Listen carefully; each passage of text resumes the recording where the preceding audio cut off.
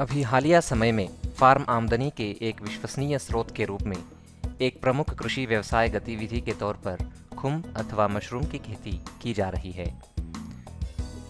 इसमें ज़मीन की आवश्यकता नहीं होती, इसलिए खुम्ब की खेती ग्रामीण क्षेत्रों के किसानों और शहरी तथा परिनगरीय क्षेत्रों के उद्यमियों दोनों के लिए एक व्यावहारिक एवं आकर्षक व्यवसाय गतिविधि है। जलवायु तथा उपभोक्ता की मांग पर निर्भर करते हुए विश्व भर में खुम्ब की विभिन्न किस्मों की खेती की जाती है। बटन खुम्ब, शिटाके खुम्ब, दूधिया खुम्ब, ऑयस्टर खुम्ब इत्यादि। प्लूरोटस प्रजातियां जो कि ऑयस्टर खुम्ब अथवा डिंगरी खुम्ब के रूप में प्रचलित है, जो ट्रॉपिकल उष्णकटिबंधीय जलवायु के प्रति अपनी व्यापक अनुकूलता, विभिन्न पोषाधार में उगाने की उपयुक्तता, आसान खेती तकनीक और अधिक मात्रा में उत्पादकता के कारण एक प्रमुख खुम्ब किस्म के रूप में उभर रही है। इस खुम्ब के फलकाय आमतौर पर सीप रूप के साथ स्पैचुला आकृति के होते हैं और प्रजाति पर निर्भर करते हुए भिन्न रंगों जैसे सफ़ेद, दूधिया, मटमैले, गुलाबी के होते हैं। ऑयस्टर खुम्ब एक लोकप्रिय खाने योग्य खुम्ब है और ये खुम्ब प्रोटीन से भरपूर होता है।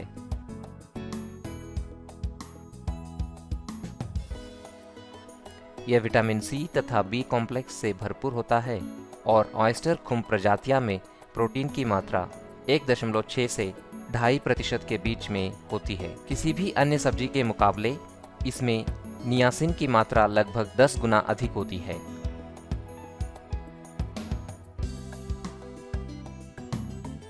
तनाव, मोटापन तथा मधुमेह से ग्रसित लोगों के लिए ऑयस्टर खुम्ब एक वरदान है, क्योंकि इसमें स्टार्च, वसा की मात्रा कम होती है। इन विशेषताओं के कारण ऑयस्टर खुम्ब उपभोक्ताओं के बीच कहीं अधिक लोकप्रिय बन रहा है। बाजार में ऑयस्टर खुम्ब की लगातार बढ़ रही मांग, अधिक मात्रा में पैदावार और अच्छे मूल्य के कारण अनेक किसान ऑयस्टर खुम्ब की व्यावसायिक खेती में रुचि दिखा रहे हैं।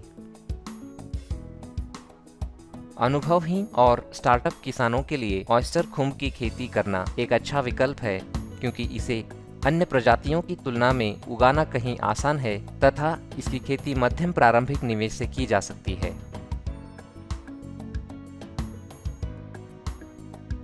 सरल खेती तकनीकें और विभिन्न तापमानों वाली अनेक किस्में इस खुम्ब की मुख्य विशेषताओं में शामिल है। ऑयस्टर खुम्ब की खेती के लिए कार्यविधि को आमतौर पर 4 चरणों में पूरा किया जाता है। स्पॉन की तैयारी अथवा खरीद, पोषाधार की तैयारी अथवा पोषाधार पाश्चराइजेशन, बीज बोने की क्रिया और फसल प्रबंधन। खुम्ब की खेती अन्य खेती के समरूप है, क्योंकि इसमें स्पॉन जहां बीज सामग्री के तौर पर कार्य करता है, वहीं पर पोषाधार मृदा आधार के रूप में कार्य करती है। स्पॉन एक कृत्रिम माध्यम पर उगाए गए कवक माइसीलियम का एक द्रव्यमान है, जो कि अनाज जैसे गेहूं, ज्वार, बाजरा आदि पर किया जाता है। स्पॉन आपके मशरूम इकाई के निकट स्थित विभिन्न स्पॉन के उत्पादन प्रयोगशालाओं से भी खरीदा जा सकता है।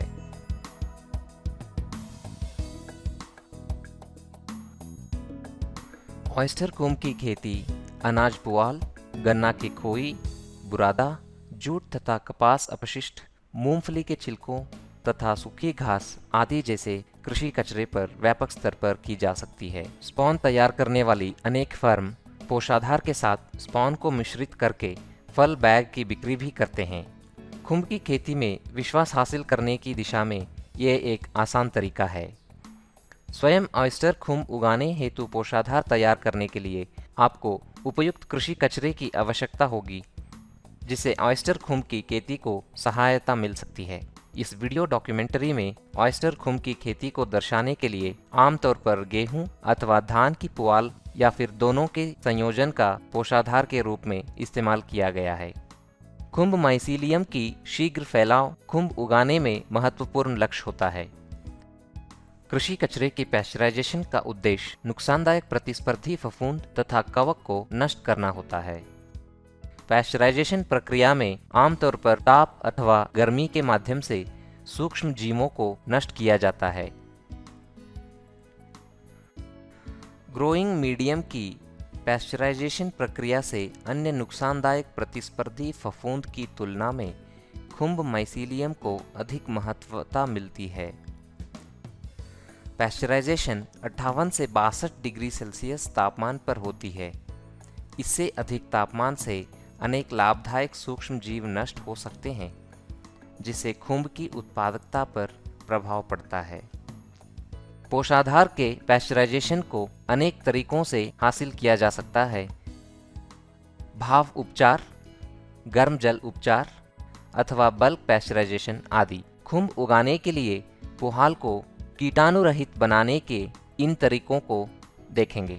भाप उपचार के माध्यम से निजर्मीकरण अथवा कीटाणु रहित बनाने की प्रक्रिया में पुआल को लगभग 50 से 60% नमी धारण करने तक भिगोया जाता है और तब ट्रे अथवा बॉक्सों में पैक किया जाता है। इन बॉक्सों को पैस्चराइजेशन कक्ष में रखा जाता है, जहां 4 घंटों के लिए 58 से 62 डिग्री सेल्सियस के बीच तापमान रखा जाता है। पैस्चराइजेशन कक्ष के तापमान को एक बॉयलर के माध्यम से दी गई भाप की मदद से बढ़ाया जाता है।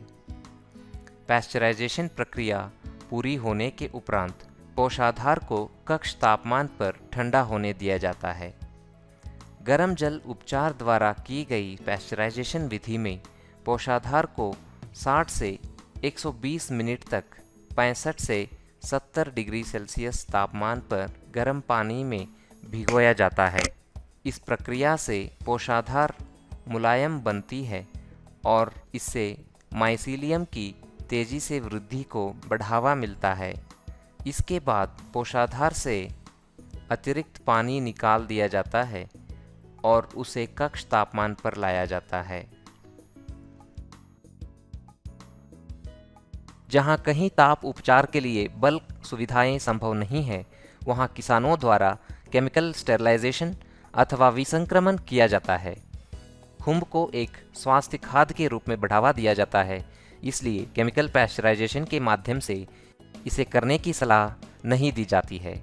जब कभी व्यापक पैमाने पर ऑयस्टर खुम्ब को उगाने के लिए पोषाधार के रूप में अनाज की पुआल जैसे जैविक स्रोत का उपयोग किया जाता है, तब नाइट्रोजन की कमी के कारण पैदावार क्षमता सीमित होती है। गेहूं की भूसी, चावल की भूसी, सोया केक, बिनोला आदि जैसे नाइट्रोजन से भरपूर यौगिकों को मिलाने से प्रभावशीलता को मदद मिलती है। नाइट्रोजन की मात्रा को बढ़ाने हेतु सूखी भार के आधार पर पोषाधार के साथ 3 से 6% उपयुक्त सामग्री को शामिल किया जा सकता है। सबस्ट्रेट के साथ मिश्रण करने से पहले खुराक को 2% फॉर्मलिन के साथ पूर्व उपचार किया जाना चाहिए। बिना किसी संदूषण वाले ताज़ा परिपक्व दाना स्पॉन को नमी भार आधार पर पोषाधार में 2 से 3% की दर पर मिश्रित किया जाता है। स्पॉन तैयार करने की प्रक्रिया को स्वच्छ परिस्थितियों में किया जाना चाहिए। विशेषकर प्रतिस्पर्धी फफूंद के प्रवेश को रोकने के लिए फॉर्माल्डिहाइड का कमरे में छिड़काव कर लेना चाहिए। पोषाधार के साथ पूरी तरह से दाना स्पॉन को मिश्रित करके अथवा पोषाधार की परतों में बारी बारी से फैलाकर स्पॉनिंग की जाती है। स्पॉन तैयार करने की प्रक्रिया के उपरांत स्पॉन पोषाधार को पॉलीथीन थैलों में भरा जाता है और अच्छी तरह से हवाबंद करके नायलॉन की रस्सी से बांधा जाता है। पोषाधार को प्लास्टिक कार्टन अथवा लकड़ी के बॉक्सों का इस्तेमाल किया जा सकता है। लकड़ी या प्लास्टिक के बॉक्सों में पॉलीथीन शीट को बिछाया जाता है, उसमें स्पॉन पोषाधार को भरा जाता है और पॉलीथीन शीट से लपेटकर मोड़ा जाता है। अब ब्लॉक को इनक्यूबेशन किया जाता है और माइसीलियम वृद्धि के उपरांत पॉलीथीन शीट को हटा दिया जाता है। स्पॉन प्रक्रिया पूरी होने के उपरांत थैलों को उठे हुए प्लेटफॉर्म अथवा उष्मायन कक्ष में रखा जाता है अथवा पोषाधार की माइसीलियम बसावट के लिए लटकाया जा सकता है। माइसीलियम 10 से 30 डिग्री सेल्सियस तापमान पे बढ़ जाता है, हालांकि अनुकूल तापमान 22 से 26 डिग्री सेल्सियस के बीच में होता है। फसल चक्र कमरे में 30 डिग्री सेल्सियस से अधिक तापमान होने से इससे माइसीलियम भी नष्ट हो सकता है। माइसीलियम वृद्धि के दौरान थैलों को खोला नहीं जाता और इनमें अधिक हवा संचारण की आवश्यकता नहीं होती। इसमें अधिक नमी की जरूरत नहीं होती और ना ही जल का छिड़काव करना जरूरी होता है। एक बार जब आवरण मृदा पर माइसीलियम की बसावट पूरी तरह से हो जाती है, तब इसके द्वारा आवरण मृदा पर एक मोटी माइसीलियम चटाई बन जाती है, जो कि फलन के लिए तैयार होती है। फफूंद संक्रमण वाले किसी भी दूषित थैलों को हटा देना चाहिए तथा स्पॉन प्रक्रिया को पूरा होने देने के लिए कुछ और दिनों के लिए छोड़ देना चाहिए।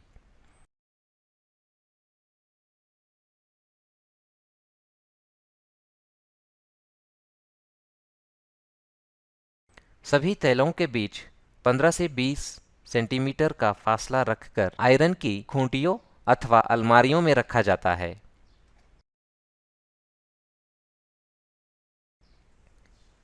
सभी प्लूरोटस प्रजातियों की माइसीलियम वृद्धि 20 से 30 डिग्री सेल्सियस तापमान के बीच में हो सकती है। हालांकि फलन प्रारंभ होने के लिए विभिन्न प्रजातियों में विभिन्न तापमान आवश्यकता होती है। कम तापमान की जरूरत वाले स्ट्रेन की पैदावार 15 से 20 डिग्री सेल्सियस तापमान पर सर्वश्रेष्ठ होती है और संतुलित एवं उच्च तापमान की जरूरत वाली किस्मों के लिए 16 से 30 डिग्री सेल्सियस का तापमान सर्वश्रेष्ठ होता है। फलन अवधि के दौरान गर्म और सूखे मौसम में 2 से 3 बार जल का छिड़काव करके और आर्द्र मौसम परिस्थितियों में एक बार हल्का जल छिड़काव करके 80 से 85% की अपेक्षित नमी को बनाए रखा जाना चाहिए। वायु संचारण के लिए पर्याप्त हवादार परिस्थितियां प्रदान की जानी चाहिए। ऑयस्टर का रंग प्रकाश की सघनता और इसकी अवधि से भी प्रभावित होता है। ज़्यादा प्रकाश में बढ़े फलकाय गहरे भूरे, मटमैले अथवा काले रंग के होते हैं। यदि प्रकाश की मात्रा कम होती है तब खुम्ब फीके पीले होंगे। छिड़काव करने वाले जल का पीएच मान ना तो अत्यधिक आम्लीय और ना ही क्षारीय होना चाहिए तथा साथ ही इसमें नुकसानदायक लवण की मात्रा भी नहीं होनी चाहिए। तटस्थ पीएच मान को पसंद किया जाता है। उपयुक्त फसल प्रबंधन रीतियों को अपनाकर पिनिंग हेड्स निर्माण के बाद 6 से 8 दिनों में खुम्ब फलकाय तुड़ाई के लिए तैयार हो जाते हैं। फलकाय की आकृति और आकार को देखकर तुड़ाई के सही समय की पहचान की जा सकती है। कैप के सिरे जब नीचे की ओर घुंघराले हो तभी खुम्ब की तुड़ाई कर ली जाती है। यदि आप खुम्ब को बड़ा होने के लिए छोड़ देंगे तो ऐसे में घटिया गुणवत्ता वाले खुम्ब हासिल होंगे। यह सलाह दी जाती है कि एक थैले से एक ही बार में सभी परिपक्व खुम्ब की तुड़ाई कर ली जाना चाहिए ताकि खुम्ब की अगली फसल जल्दी प्रारंभ की जा सके। सामान्य कक्ष तापमान परिस्थितियों के अंतर्गत तोड़े गए खुम्ब को बिना किसी विकृति के 2 से 3 दिनों के लिए भंडारित किया जा सकता है। फलकाय को 8 से 10% के नमी स्तर पर सूरज की रोशनी में सुखाया जा सकता है। अपनी मूल विशेषताओं को खोए बिना ही सुखाए गए खुम्ब का भंडारण सफलतापूर्वक किया जा सकता है। ऑयस्टर खुम्ब की खेती प्रौद्योगिकी बहुत सरल है, जिसमें ट्रॉपिकल जलवायु में महंगी बुनियादी सुविधाओं की जरूरत नहीं होती। प्रतिदिन 40 से 50 किलोग्राम ताज़ा खुम्ब का उत्पादन करने के लिए 20 फीट लंबाई एवं 15 फीट चौड़ाई वाले कम से कम 4 सस्ते ग्रोइंग कमरों की आवश्यकता होती है। निर्माण के लिए उपयोग की गई सामग्री की प्रकृति पर निर्भर करते हुए ऑयस्टर खुम्ब इकाई की लागत ₹4.5 से 5 लाख हो सकती है।